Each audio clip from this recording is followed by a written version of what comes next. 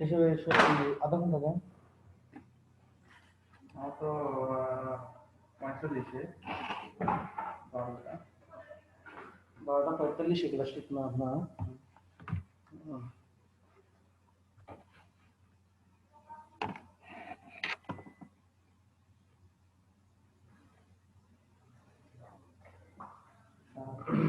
কি করি সবকিছু অন্ধকার করতেছি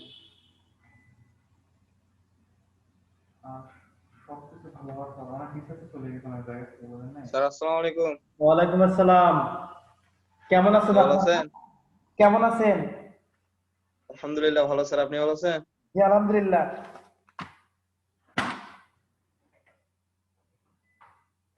আমরা আজকে খন্দকারের বংশমত অন্ধকারে পড়ে গেছি।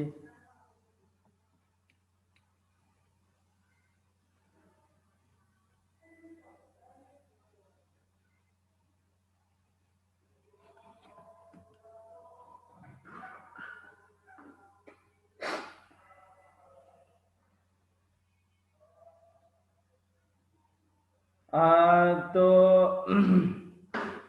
আপনারা সবাই ভালো আছেন তো না? হ্যাঁ স্যার। জি স্যার। আচ্ছা, এটা 9। তো আমি দেখতে পাচ্ছি যে মুশফিকুর রহমান, আপনি কেমন আছেন?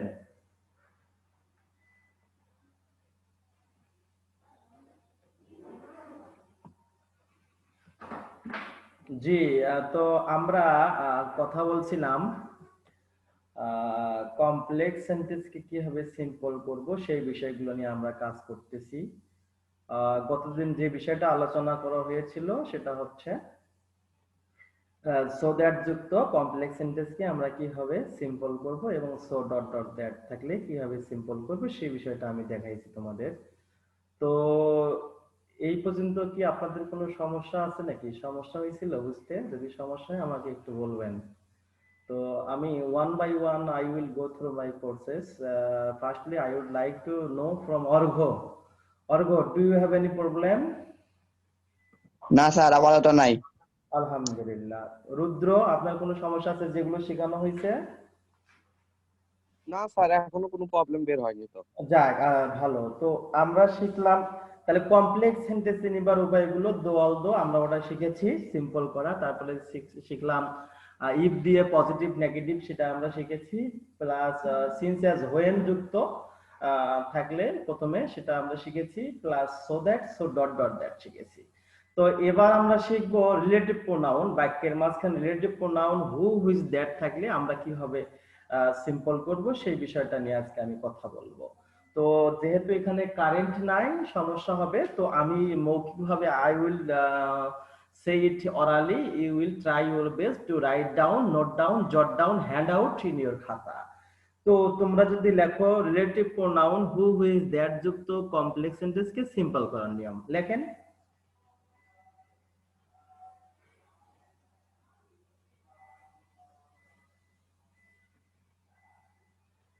জি রুদ্র, আপনি কি শুনতে পাচ্ছেন?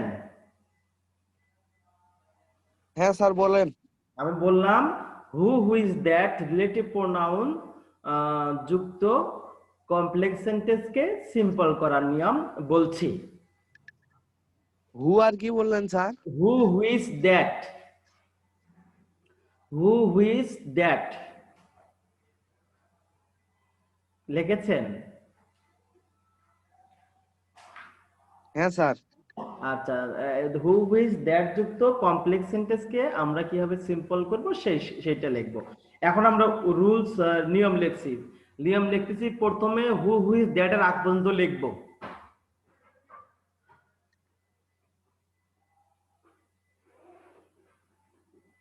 প্রথমে হু হুইজ দ্যাট এর আগ পর্যন্ত লিখব। সাবিহা তাসনিম, আপনি কি শুনতে পাচ্ছেন?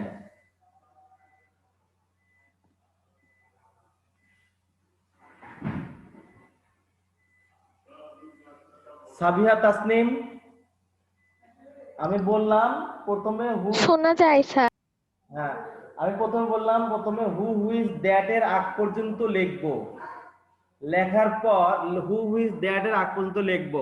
লেখার পরে হু প্লাস সাহায্যকারী ভার্ব থাকলে তুলে দেব।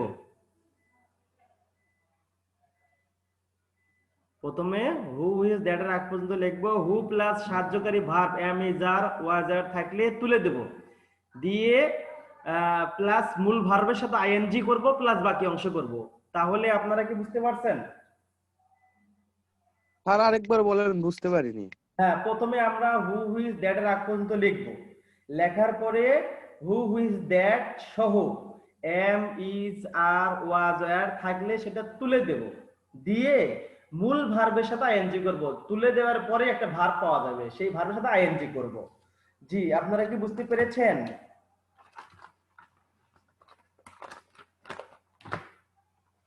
কথা বলেন।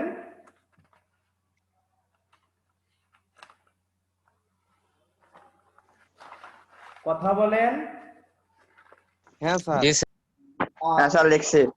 আচ্ছা, প্রথমে আমরা কি লিখছি? প্রথমে হু হুইজ দ্যাট এর আগ পর্যন্ত লিখবো, প্লাস হু হুইজ দ্যাট সহ এম ইজ আর থাকলে তুলে দেব, দিয়ে মূল ভার্বের সাথে আইএনজি প্লাস বাকি অংশ। তাহলে এখন আমরা সেন্টেন্স লিখি। এক নাম্বার সেন্টেন্স হবে, লেখেন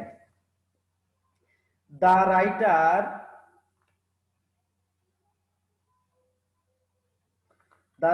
lived, LIVD, lived in a cabin which the writer lived in a cabin which belonged, BELONGED, belonged to an orphanage. Sir আবার বলেন, হ্যাঁ বলতেছি, বানানটা বলেন। বললাম দা রাইটার, রাইটার মানে লেখক, WRITER, the writer lived, LIVED, the writer lived in a cabin, CABIN, cabin which, WHICH, which belonged, BELONGED, belonged to an orphanage, orphanage, PHANAGE, orphanage। বাবা রুদ্র বুঝেছেন? হ্যাঁ স্যার। আচ্ছা, তাহলে যদি আমরা এই বাক্যটা এখন করি, অ্যানসারটা করি, চেষ্টা করি, তো আমরা প্রথমে কি লিখবো? প্রথমে লিখবো হু হুইজ, তাহলে হুইজ এর আগ পর্যন্ত লিখবো। তাহলে হুইজ এর আগ পর্যন্ত কি লিখলাম? The writer lived in a cabin. আচ্ছা, ক্যাবিন লেখার পরে হুইজ তুলে দেব, হুইজ তুলে দিয়ে এর সাথে এম ইজ আর ওয়াজ আর আছে, নাই নাই না থাকলে তুলে দেবো আর কি। তারপরে হচ্ছে বিলং, এই যে বিলং হচ্ছে মূল ভার্ব, এর সাথে আইএনজি করব, বিলঙ্গিং, BELONGING, বিলঙ্গিং, প্লাস বাকি অংশ লিখলাম, টু অ্যান অরফানেজ। বাস হয়ে গেল। জি, আপনারা কি বুঝতে পেরেছেন? অর্ঘ? জি স্যার। হ্যাঁ স্যার। তাহলে কি লিখছেন অ্যানসারটা বলেন দেখি একটু, সৌধ। The writer lived in a cabin belonging to an orphanage. Orphanage, good boy, good boy. এই তো, তাহলে আমরা আরেকটা বাক্য লিখি, দা ভিলেজ ওম্যান, লেখেন the village, VILLAG, village woman, village women, MOMEN, plural, the village woman who are sitting, who are sitting, SITTING, sitting on the walkways, WALK, walk, WAYS, walkways, may enjoy gossiping, GOSSIPING। বাস, আমি আবার বলছি, সৌধ, সাধিয়া, অর্ঘ, দেখেন the village woman, village women, the village women who are sitting, SITTING, sitting on the walkways, walkways মানে হচ্ছে রাস্তার মাঝে যেটা থাকে, walkways, WALK, walk, WAYS, walkways একসাথে, may enjoy gossiping, তারা গল্প উপভোগ করে। জি, আপনারা কি লিখতে পেরেছেন বাক্যটা অনন্যা? জি স্যার। কি লিখছেন একটু? Sir, may enjoy. May enjoy gossiping. The village women who are sitting on the walkways may enjoy gossiping. Thank you, thank you. দেখো অনন্যা, এই যে right form verb Shamim sir তোমাকে শিখালো না, পাশাপাশি কাছাকাছি চাপাচাপি দুইটা ভার্ব থাকলে পরবর্তী ভার্বের সাথে আইএনজি হয়। দেখেন এখানে কি এনজয় গসিপিং, দেখছেন?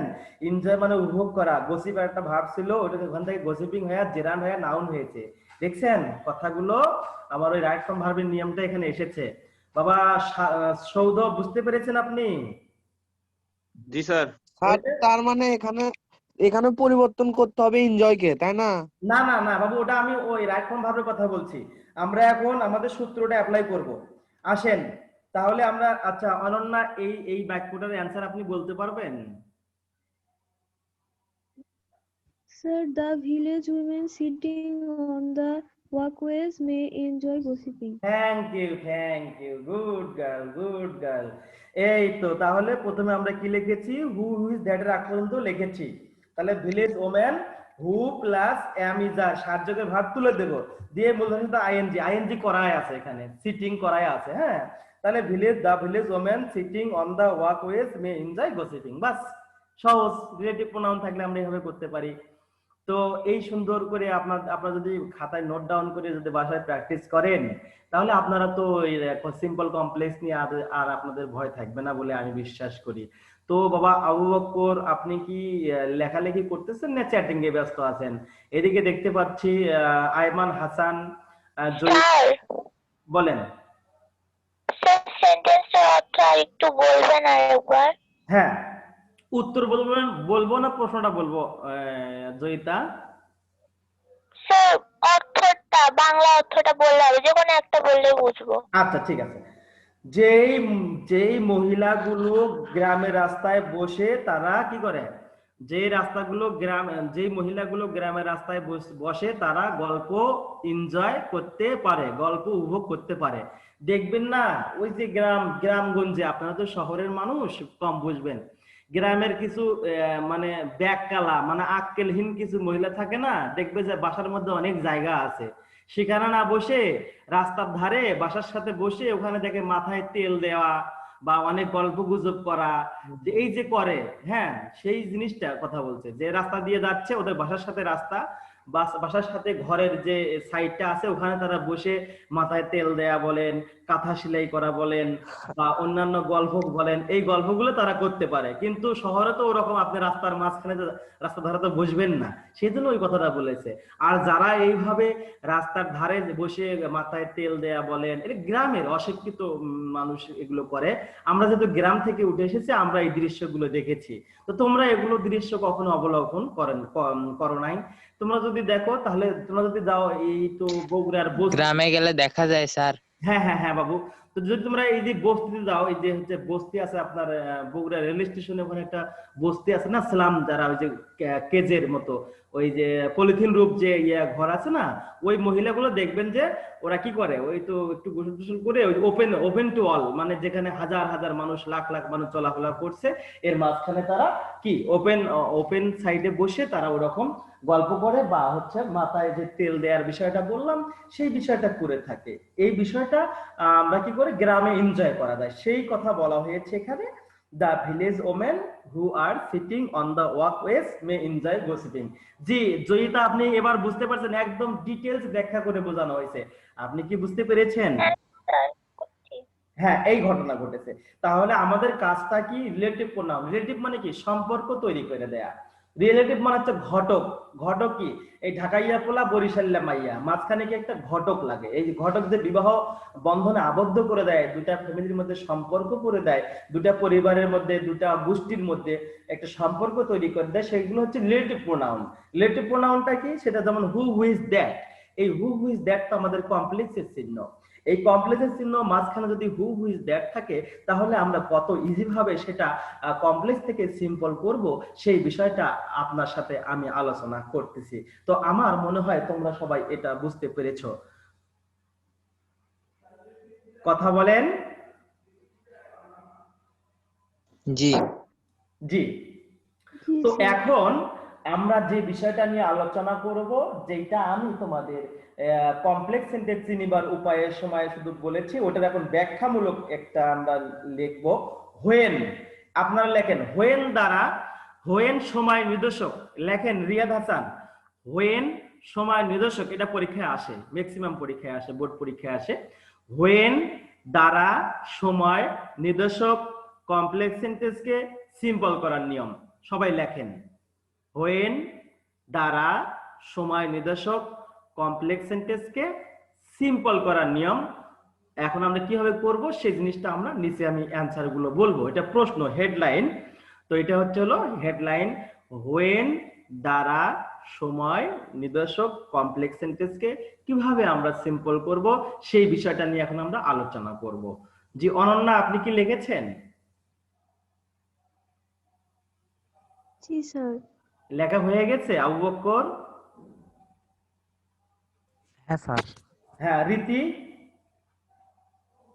মিম, মুশফিকুর রহমান, মিথিলা ফারজানা লিখেছেন?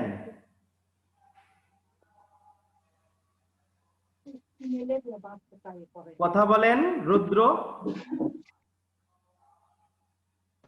লিখছি স্যার। আচ্ছা, এখন আমরা অ্যানসার কিভাবে করব? লেখেন ছোট সময় বুঝালে অ্যাট, লেখেন ছোট সময় বুঝালে at.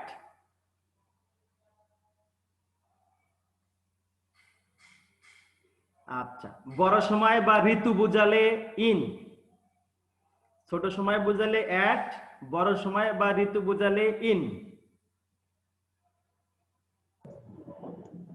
In sir. In, in, I N. জি। তারপরে লেখেন বয়স বুঝালে এট দা এজ অফ।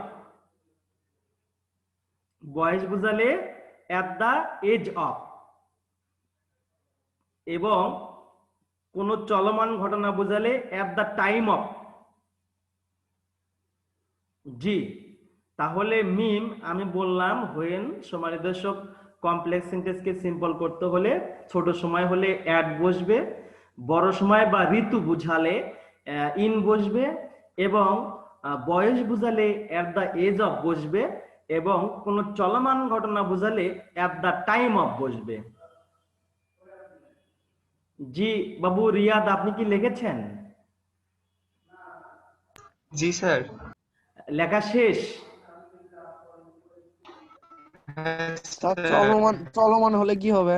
চলমান ঘটনা বুঝালে এট দা টাইম অফ বসবে, এট দা টাইম অফ। স্যার কোথায় বসবে? মানে কোথায় বসবে, মানে সরি আপনি লিখছেন কিনা এভাবে? জি স্যার। হ্যাঁ, লেখা হলে বলবেন, কোথায় বসবে একটু পরে বলছি।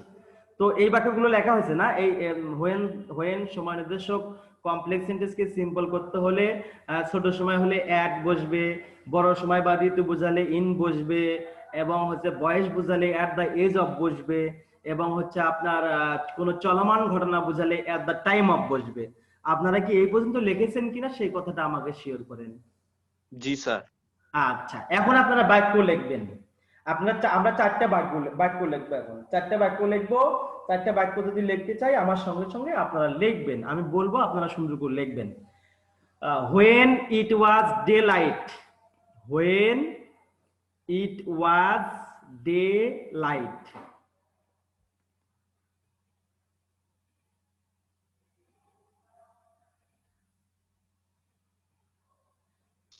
স্যার হয়েছে। হ্যাঁ, কমা।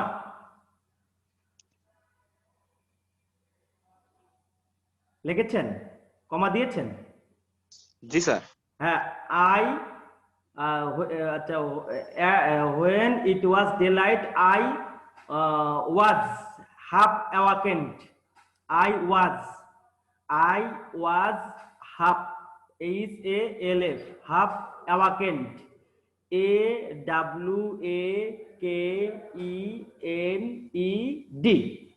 I was half awakened. আমরা আরো সেন্টেন্সটা শেষ করতে পারতাম, লিখলাম না। And when it was daylight, I was half awakened. দিনের দিবালোকে আমি অর্ধ জাগরিত ছিলাম। জি। তাহলে আপনারা এইটা বাক্য লিখছেন, নিচে সমান সমান দিয়ে আর দ্বিতীয় নাম্বার বাক্য লিখবেন। আচ্ছা, when it is spring, বসন্তকাল। when it is spring, when it is spring, spring, comma, when it is spring, the cuckoo sings, the cuckoo sings, বসন্তকাল, যখন বসন্তকাল তখন কোকিল কি করে? গান করে।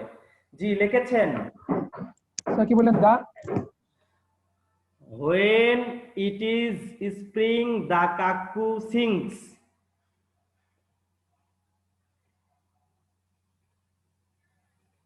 কাকু মানে কোকিল। আমার ঘুম ভাঙাইয়া দিল রে মরার কোকিলে, ঘুম পারে না মরার কোকিল আন্দাজে গান তোলে। বাবা এই কোকিল আছে, অস্থির গান স্যার। লিখছেন? আপনার লেখা হয়েছে? কথা বলেন। জি স্যার।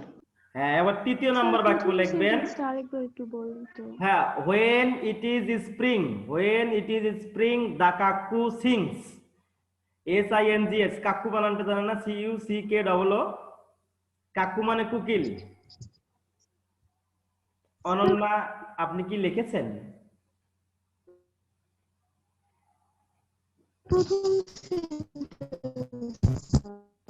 প্রথম সেন্টেন্সটা আরেকবার একটু বলেন। ওটা পরে, এখন আপনি সি নাম্বার লেখেন। সি নাম্বার লিখবেন হচ্ছে when he was 4, when he was 4, comma, he left the village, when he was 4, FOUR, বুঝতেছেন, comma, he left the village, he left the village। জি বাবা রুদ্র আপনি কি লিখেছেন? হ্যাঁ স্যার লিখছি। আইমান হাসান লিখেছেন? জি স্যার। হ্যাঁ, কি বললাম? বলো তো কি বললাম?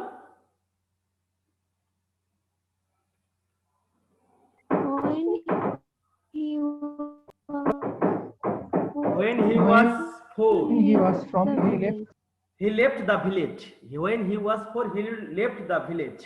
জি এবারে লিখবেন when I was playing football, when I was playing football with my friends, when I was playing football with my friends, comma, my father came।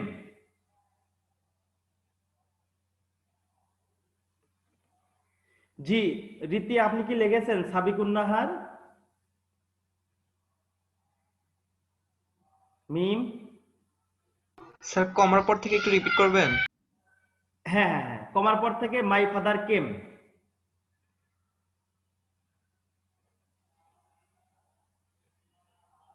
জি আমি আবার এই চারটি বাক্য রিপিট করতেছি। প্রথমে লিখলাম when it was daylight, I was half awakened, AWAKENED। আচ্ছা, 2 number বাক্য বলেছিলাম, 2 নাম্বার বাক্য বলেছিলাম when it is spring, the cuckoo sing, when it is spring, comma, the cuckoo sing। 3 number বাক্য বলেছিলাম when he was 4, comma, he left the village। 4 number বাক্য বললাম when I was playing football with my friends, my father, comma, my father came। জি সাবিকুন নাহার আপনি কি বুঝতে পেরেছেন বাবা? আপনার নাকি? জি স্যার। শৌখিন আপনি কি বুঝতে পেরেছেন?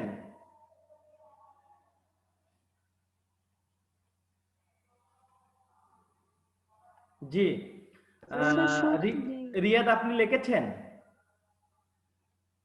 জি স্যার। তাহলে এখন যদি আমরা এগুলো সলভ করতে যাই, প্রথমটাতে যেহেতু ছোট সময় বলেছি এট ডে লাইট, দিনের আলো তো আহামরি খুব বড় সময় না, এটা ছোট সময়, সেজন্য কি হবে at day light, when it ওয়াজ, এগুলো সব চটিমুটি আউট হয়ে যাবে। তাহলে কি হবে when it was day light, ওটা সংক্ষেপে হবে শুধু এট ডে লাইট, বাকি অংশ বাস এট ডে লাইট প্লাস বাকি অংশ বাস। তারপরে বলেছিলাম when it is spring, তাহলে এখানে লিখবে in spring, when it is, এগুলো সব উঠে গেল, এগুলো এই সেন্টেন্সগুলোকে ফাটায়া কমপ্লেক্স করা হয়েছে। তাহলে when it is spring, তাহলে in spring, যেহেতু এটা ঋতু বুঝাইছে তাহলে in বুঝবে, in spring প্লাস বাকি অংশ বাস।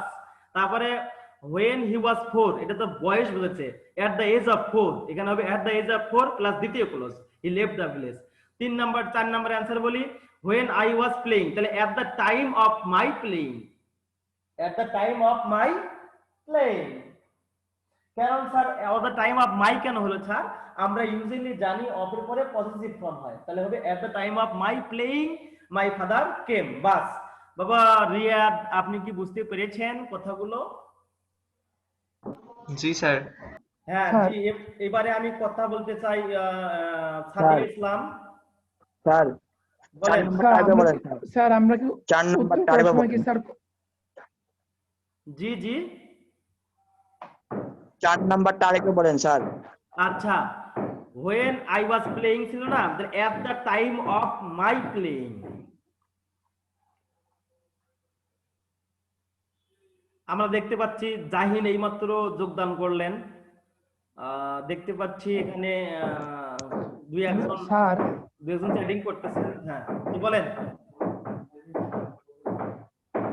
স্যার আমরা কি অ্যানসার করার সময় কি কমা কি তুলে দিব? না কমা না, ওটা থাকবে একটা ফ্রেজ তো, ওখানে ফ্রেজ তো এট ডে লাইট, এটা কমা হবে, এটা একটা ফ্রেজ কমা হবে, at daylight I was half এখন কমাটা থাকবে এখানে, এগুলো একটা ফ্রেজ আছে তো, ফ্রেজের আগে একটা করে কমা হয়, জি পরে একটা করে কমা না হয়। জি স্যার মানে প্রশ্নের কমা থাকলো, যেমন স্যার উত্তর করলাম at the time of my playing, এটাতে কি কমা থাকবে? জি জি জি জি কমা থাকবে। জি স্যার। এটা তো আর কমার ক্ষেত্রে বলছে যখন সাবঅর্ডিনেট ক্লজ সামনে থাকে তখন অবশ্যই কমা হয়। at the time of my playing, এটা বললে আমরা কিছু বুঝি, ক্লিয়ার হয়েছে না? ক্লিয়ার হয়নি, তাহলে এটা সাবঅর্ডিনেট ক্লজ, সাবঅর্ডিনেট ক্লজের আগে অবশ্যই কমা হবে। জি বাবুরা আপনারা কি বুঝতে পেরেছেন? এই ছিল মোটামুটি, যদি আমরা সূত্র অ্যাপ্লাই করে যদি আমরা কমপ্লেক্স সেন্টেন্সকে সিম্পল করতে চাই তাহলে এই নিয়মগুলো অ্যাপ্লাই করতে পারবো। আদারওয়াইজ আর কিছু আছে সেগুলো প্র্যাকটিক্যালি প্র্যাকটিসের মাধ্যমে সেগুলো সলভ করা যাবে ইনশাআল্লাহ।